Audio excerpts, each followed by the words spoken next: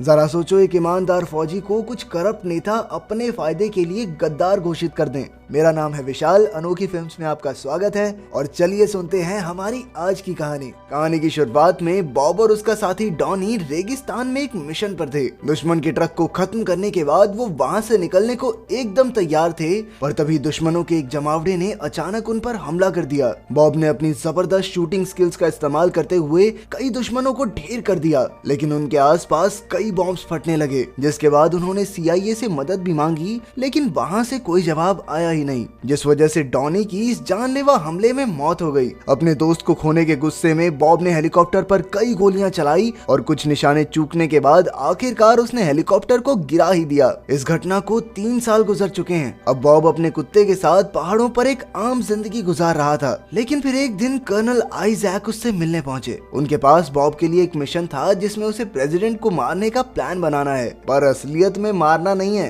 Colonel ने उसे बताया कि उनके पास एक खुफिया खबर आई है कि जल्द ही प्रेसिडेंट को मारने की कोशिश की जाने वाली है, इसलिए वो किसी एक्सपर्ट की मदद से एक प्लान बनाकर उसे रोकना चाहते हैं। बॉब ने शुरुआत में तो मना कर दिया, लेकिन फिर कर्नल उसे सारी इंफॉर्मेशन देकर गए ताकि उसका दिमाग बदल सके। बहुत देर तक सोचने के बाद बॉब ने इस मिशन में मदद करने का फैसला किया। बॉब उन सभी जगहों पर गया जहाँ प्रेसिडेंट स्पीच देने वाले थे और काफी जाँच करने के बाद उसने जॉनसन को बताया कि प्रेसिडेंट पर हमला फिलाडेल्फिया में ही होगा। जॉनसन ने उसका शुक्रिया अदा किया और उसे उस दिन आने को भी कहा ताकि वो उनकी मदद कर सके। उधर बॉब माइकल सैंडोर नाम के एक पुराने सिपाही से भी मिला जो इस प्लान में उनकी मदद करने वाला था। प्रेसिडेंट की स्पीच वाले दिन बॉब जॉनसन और उसकी टीम के साथ एक ऐसे कमरे में पहुंचा जहां से सब जगह नजर रखी जा सकती थी। जैसे ही प्रेसिडेंट स्टेज पर चढ़ा तो बॉब ने पूरी टीम को कहा कि यही हमलावर के लिए बिल्कुल सही समय होगा, इसलिए उन्हें प्रेसिडेंट को स्टेज से उतारना चाहिए। तभी एक पुलिस वाले ने बॉब पर गोली चला दी और साथ ही एक अनजान आदमी ने प्रेसिडेंट को शूट कर दिया।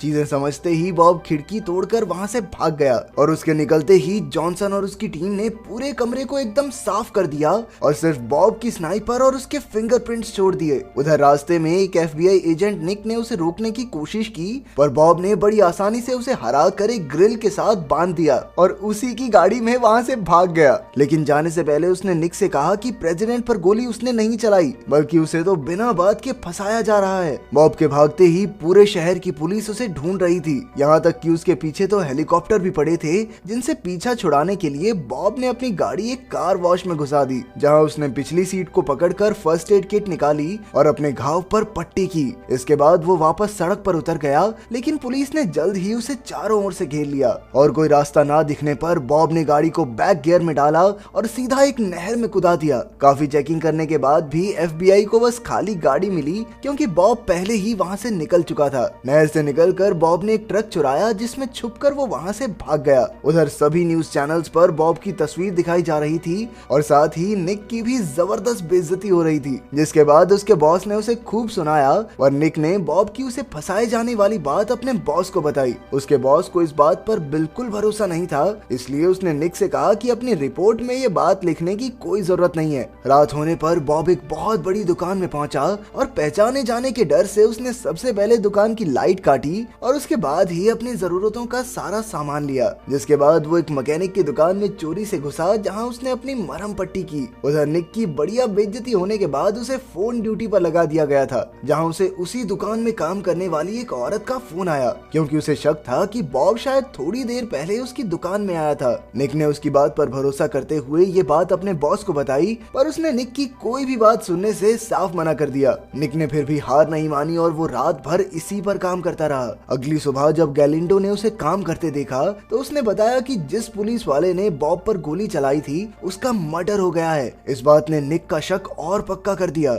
उधर बॉब एक मैकेनिक के भेष में डॉनी की विधवा पत्नी सारा से मिलने पहुंचा। वो इससे पहले कभी नहीं मिले थे, पर डॉनी के मरने पर बॉब ने सारा को एक खत लिखा था और साथ ही वो हर साल उसे फूल भेजता था, इसलिए सारा को भी बॉब याद था। उसने बॉब के बारे में न्यूज में देखा था, इसलिए वो उसे अंदर आने के लिए कहने में थोड़ा झिझक रही थी, पर बॉब ने बड़ी मुश्किल से उसे मनाया और अंदर जाने पर सारा से उसे पता चला कि प्रेसिडेंट तो बिल्कुल ठीक है और ये हमला उस मीटिंग में मौजूद किसी दूसरे देश के लीडर पर हुआ था। उधर निक ने घटनास्थल के आसपास की सभी बिल्डिंग्स की जांच की जहां उसे स्नाइपर ट्राइपॉड स्टैंड के निशान मिले। बॉब के उठने पर सारा ने उसे बताया कि सरकार ने उसके कुत्ते को भी गोली मार दी। इस पर बॉब ने कहा कि वो अपने नाम पर लगे दाग को हटा कर रहेगा और उसके हिसाब से निक ही इस काम में उसकी मदद कर सकता है, इसलिए उसने निक से मिलने का एक प्लान बनाया। सारा भी उसकी मदद करने के लिए तैयार थी और उसने डॉनी की राइफल भी बॉब को दे दी। प्लान के मुताबिक सारा किसी तरह कैफे में निक से मिली जहां उसने निक को बॉब की गाड़ी की इंफॉर्मेशन दी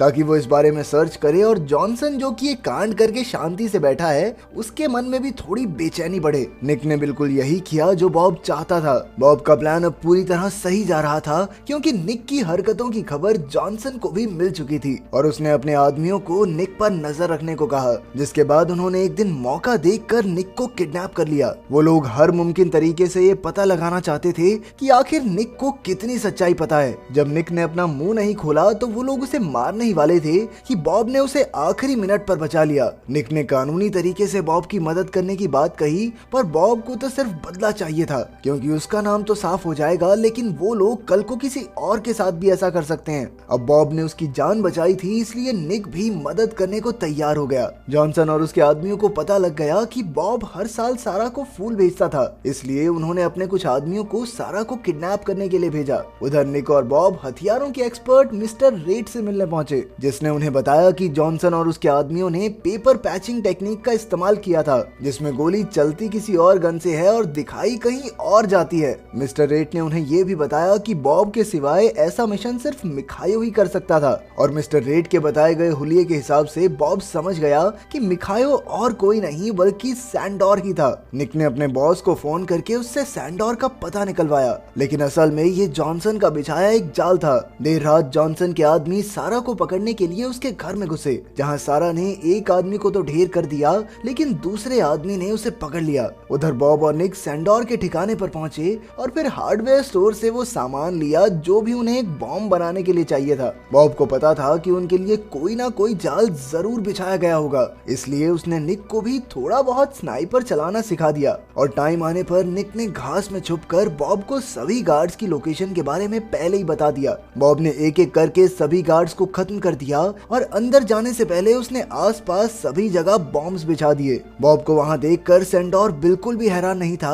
और उसने सब सच बताना शुरू किया। उसने बताया कि जॉनसन ने उसके साथ भी ठीक वैसा ही धोखा किया जैसा बॉब के साथ हुआ था और प्लान तो हमेशा से उस दूसरे देश के लीडर को मारने का ही था, क्योंकि वो लोगों को उस गांव के बारे में बताने वाला था जो जॉनसन और उसकी सेना ने तबाह कर दिया था। ये घटना भी 3 साल पहले हुई थी और तभी बॉब को एहसास हुआ कि CIA ने उसको और डॉनी को मरने के लिए क्यों छोड़ दिया था। सैंडोर ने यह भी बताया कि कैसे जॉनसन ने कई और सैनिकों को भी अपने फायदे के लिए इस्तेमाल किया है। तभी निक ने उसे बताया कि बहुत सारे सैनिक घर को चारों ओर से घेर रहे हैं। सैंडोर ने बॉब को बताया कि सारा अब जॉनसन के कब्जे में है, तो आगे वो जो भी करेगा सोच समझ कर करे। उधर से निक ने बाहर लगे बॉम्ब्स को एक्टिवेट कर दिया और बॉब ने एक एक करके बहुत से सैनिकों को मार गिराया। धुएं के बीच से वो एक के बाद एक सैनिकों को मारते हुए भाग रहा था। उधर निक ने भी स्नाइपर राइफल से कुछ सैनिकों को मार गिराया ताकि बॉब सही सलामत वहां से भाग सके। तभी अचानक वहां एक हेलीकॉप्टर भी आ गया,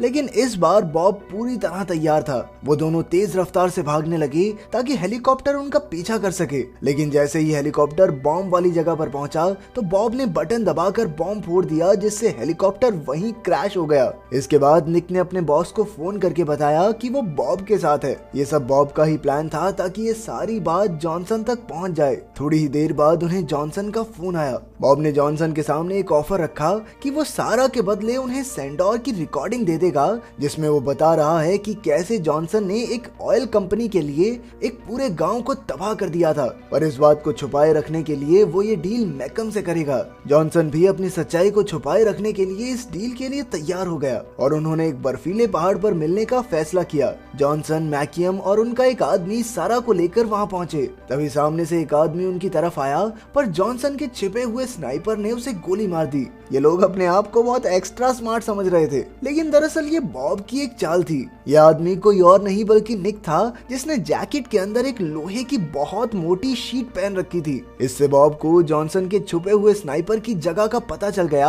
और उसने पलक झपकते ही उसे मार डाला। साथ ही उसने गोली उस आदमी को भी मारी जिसने सारा को पकड़ रखा था। उधर निक ने पहले ही इस एनकाउंटर के बारे में FBI को एक खत लिख दिया था। स्नाइपर को मारने के बाद बॉब सबके सामने आया, पर निक ने पहले ही सबसे उनके हथियार छीन लिए थे। सारा ने एक गन उठाकर उस आदमी को मार दिया, क्योंकि उसने सारा को किडनैप करके उसे बहुत परेशान किया था। बॉब ने पहले उसे संभाला और फिर मैकियम से बात करने लगा। मैकियम ने उसे बताया कि वो लोग बस उसे मारने यहाँ आए थे, बाकी ये रिकॉर्डिंग का कोई फायदा नहीं है। सरकार के इतने अंदर तक करप्शन मौजूद है कि वो सोच भी नहीं सकता। अब तक बॉब भी समझ चुका था कि ये सच ही बोल रहा है, तो उसने उस रिकॉर्डिंग को उनके सामने ही जला दिया। पर तभी FBI ने आकर उन्हें पकड़ लिया। कुछ दिनों बाद वॉशिंगटन DC में बॉब को अटॉर्नी जनरल और FBI के बड़े ऑफिसर्स के सामने पेश किया गया। निक, जॉनसन और सारा भी वहीं मौजूद थे। बॉब ने अपनी बरामद हुई राइफल मंगवाई ताकि वो अपनी बेगुनाही साबित कर सके। असल में बॉब ने घर से निकलने से पहले उसकी फायरिंग पिन्स हटा दी थी, इसलिए ये मुमकिन ही नहीं था कि उस राइफल से इतनी दूर खड़े आदमी को मारा जा सके। और उसने वहीं पास में मौजूद निक पर फायर करके ये साबित भी कर दिया।